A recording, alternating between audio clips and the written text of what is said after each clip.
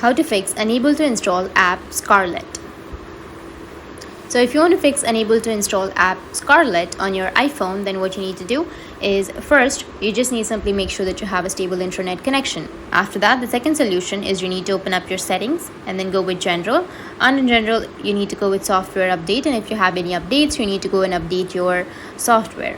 After updating, your problem might be fixed. If that still doesn't fix your problem, then the next solution is you need to go back, go with your general again, and go with date and time. Make sure that your date and time is set as automatically. After doing that, you can go back again, and under your general you will have your language and region. Tap on it and then you can change your language or region. Make sure that your language or region is set to the region in which you are living right now.